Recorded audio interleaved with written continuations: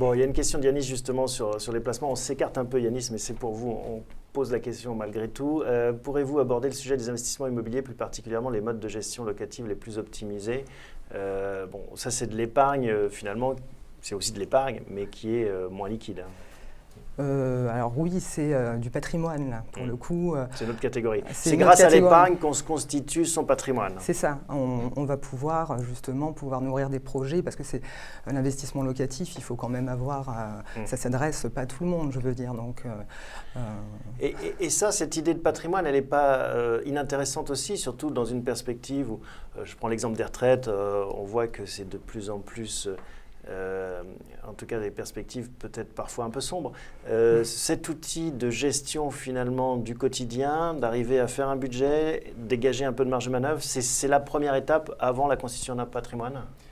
Comme vous disiez tout à l'heure, il y a un parallèle qu'on peut faire vraiment avec la gestion d'une entreprise, hein, du chef d'entreprise qui voilà, construit son budget dans la durée.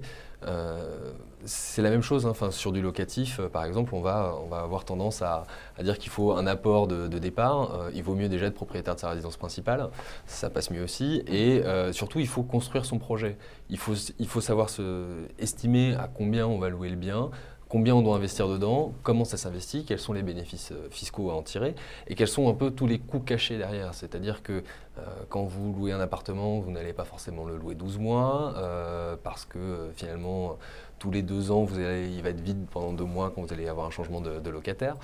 Vous avez les frais de gestion locative, vous avez les frais de recouvrement des loyers impayés. Voilà, tout ça, c'est un budget à construire et c'est sur cette base finalement aussi qu'on peut travailler. Donc sur la logique projet, c'est effectivement la meilleure façon, c'est déjà de savoir quelles sont ces marges de manœuvre et les outils des banques, ça permet d'arriver à ça et ça permet finalement derrière de construire un projet qui est viable parce que c'est le but.